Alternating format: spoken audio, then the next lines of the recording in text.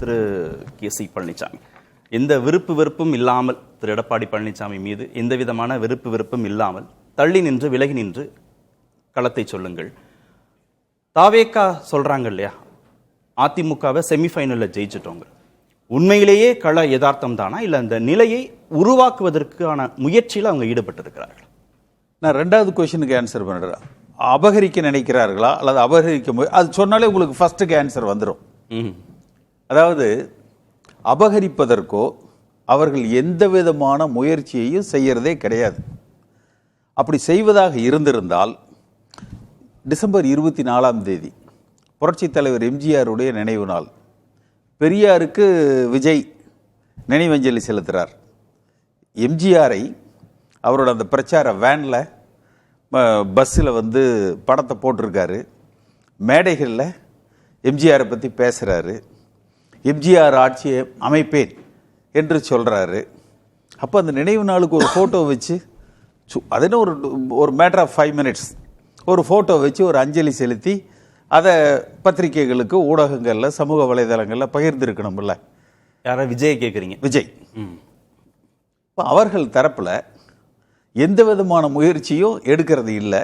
இன்னும் ஒரு அரசியல் களத்துக்குள்ளேயே அவர்கள் வந்து பெரிய அளவில் வரல. இதுவரைக்கும் வந்தது வந்து ஓரளவுக்கு தானா உருவாக்கப்பட்டது. ஏன் அதிமுகவில் வந்து இந்த தாக்கம் வருதுன்னா, அதிமுகவில் இருந்து பலரும் வெளியேற்றப்படுகிறார்கள், புறக்கணிக்கப்படுகிறார்கள், ஒதுக்கப்படுகிறார்கள்.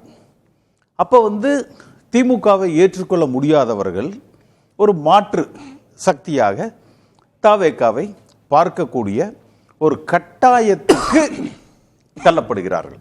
கரெக்ட். அப்போ அதிமுகவிலிருந்து வெளியேற்றம் செய்யப்படுபவர்கள், வெளியேறுகிறவர்கள் தாவேக்காவுக்கு வருவதை தவிர வேறு வழி இல்லை அப்படின்னு தாவேக்கா புரிந்து வைத்திருக்கிறது. No other option for them அப்படின்ற இடத்துக்கு தாவேக்கா வந்துடுச்சு. இல்லை, வேறு வழி இல்லை அப்படிங்கிற அந்த நிலையில வந்து நான் பார்க்கல. திமுகவுக்கு போக முடியாதுன்னா தாவேக்கா ஒரு ஆப்ஷனாக கண்ணுக்கு தெரியுது, அப்படி வந்து எடுத்துக்கலாம். இல்லை சார், ஒரு ஆப்ஷன்ங்கிறது வேற, ஒரே ஒரு ஆப்ஷன்ங்கிறது வேற. அப்படியெல்லாம் இல்லை. யாருக்கும் அரசியல் செய்தாகணும்னு ஒன்றும் கட்டாயம் கிடையாது. இல்லை, யாருக்கும் அரசியல் செய்தாகணும்னு ஒரு கட்டாயம் கிடையாது. ஏன் தாவேக்காவை அப்படி பார்க்குறாங்கன்னா, அவர் எம்ஜிஆரை முன்னிறுத்துவதால். அவர் எம்ஜிஆரை முன்னிறுத்துகிறார், ஜெயலலிதா அம்மாவை முன்னிறுத்துகிறார்.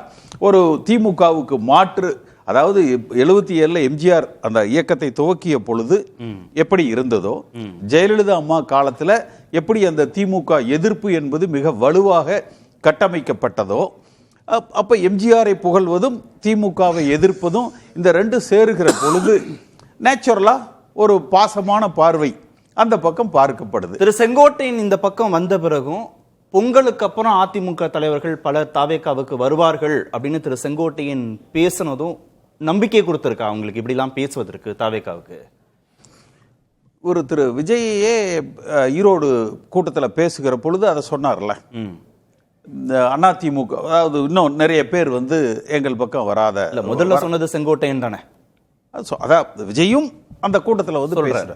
எல்லாமே எங்க அண்ணன் திரு எடப்பாடி பழனிசாமி அவர்கள் மீது இருக்கிற நம்பிக்கை. அவர் அனுப்பிச்சிருவாரு நிறைய.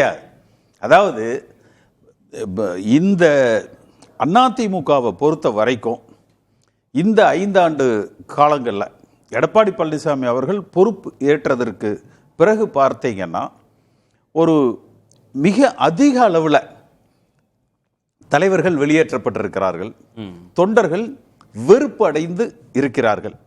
இந்த முறை பார்த்தீங்கன்னா ஒரு 20% வாக்கு வங்கி அவர் நாடாளுமன்ற தேர்தலில் பெற்றிருக்கிறார். அதை பெரிய அளவில் மீட்டு, அந்த வாக்கு வங்கியை மீட்டு அதை 40 ஆக்குவதற்கு ஆனால் எந்த முயற்சியும் இல்லை.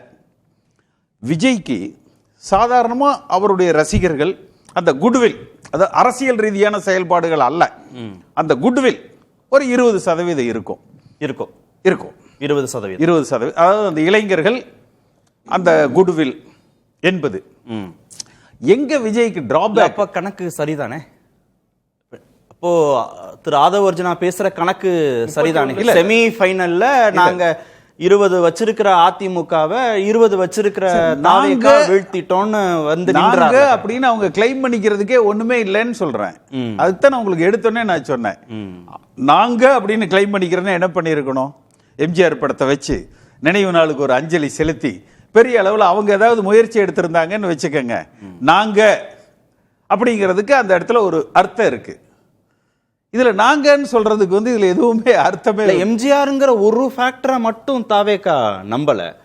நீங்க சொல்ற இந்த வாக்கு சதவீதம் 20ன்னு இளைஞர்கள் வாக்கு சதவீதத்தை வச்சே அந்த கட்சி அந்த அது எல்லாத்துக்குமே அதிமுகவை இப்போதைக்கு தோற்படுத்தி சீமானுக்கு 8% இல்லைங்களா? சீமானுக்கு 8% இருந்தது இல்ல, கமலுக்கு 8-9% வரைக்கும் வந்தது இல்ல, கமலுக்கு வந்தது இல்ல. இப்ப இந்த எடப்பாடி பழனிசாமியால் அல்லது எடப்பாடி பழனிசாமியை ஏற்றுக்கொள்ள முடியாத அந்த 20% வாக்கு வங்கி இப்ப விஜய் கிட்ட இருக்கிற 20ஓட போய் இணைகிற பொழுது 40ஆக அது திமுகவுக்கு ஒரு மாற்று சக்தியாக நிற்கும். இப்ப திமுக மீது இல்ல, அதனாலதானே 18 வச்சிருக்கிற பாஜகவோட அவங்க போயிருக்காங்க, என்டிஏவோட போயிருக்காங்க. இல்ல அது மொத்தத்தில் எடப்பாடி பழனிசாமி மீது இருக்கிற அதிருப்தி அல்லது எடப்பாடி பழனிசாமியை விரும்புகிறவர்கள் ஒரு 20%. இந்த கலாமே நீங்க ஒப்பிடுறீங்கல்ல, ஒரு டெஸ்டர்டு ஓட் பேங்க் அதிமுகவுக்கு இருக்குது. அதுவும் நாடாளுமன்ற தேர்தலில் அவங்க வாங்கி இருக்கிற ஓட் பேங்க், பிரதமர் வேட்பாளரையே முன்னிறுத்தாம அவங்க பெற்றிருக்கிற ஓட் பேங்க நீங்க விஜய்க்கு இப்பவே 20% இருக்குன்னு நீங்க ரெண்டையும் சமன்படுத்தி தானே சொல்றீங்க. அதான் இந்த 20% உங்களுக்கு இங்க வருவதற்கு வாய்ப்புகள் இருக்கு. Okay, but cannot take it as granted. இப்ப திமுகவுக்கு நிறைய அதிமுகவில் இருந்த அமைச்சர்கள், முன்னாள் அதிமுக காரங்க வேலுல இருந்து நிறைய செந்தில் பாலாஜி வரை அங்க திமுகவுக்கு போன போது ஏன் இங்க பலகீனமாகிறவர்கள் திமுகவுக்கு அவர்கள் வாக்களித்திருக்கிறார்கள். ஒரு நேச பார்வையை பார்த்தார்கள். அது திமுக வெற்றிக்கு அது உதவுச்சு. அங்க டிஎம்கே ஓட் பேங்கும் இருந்துச்சு. அதுதான் சொல்றேன். அதே நிலையில இங்க ஒரு அடிப்படை வாக்கு வங்கி என்பது ஒரு 20% இருக்கிற பொழுது எடப்பாடி பழனிசாமியால் புறக்கணிக்கப்படுகிறவர்கள் அல்லது எடப்பாடி பழனிசாமியை விரும்பாதவர்கள், ஏற்றுக்கொள்ளாதவர்கள் இணைகிற பொழுது, அதுவும் இப்ப தேர்தல் நெருக்கத்துல இப்ப கூட எடப்பாடி பழனிசாமி இந்த இயக்கத்தை வலிமைப்படுத்தவோ ஒற்றுமைப்படுத்தவோ வெல்லுகிற ஒரு வியூகத்தை வகுக்காமல் இருக்கிறார் என்று, அதாவது எம்எல்ஏக்களை தவிர, மாவட்ட செயலாளர்கள், அமைச்சர்களை தவிர அத்துணை நிர்வாகிகளும் அதிருப்தியில இருக்காங்க. ஓகே.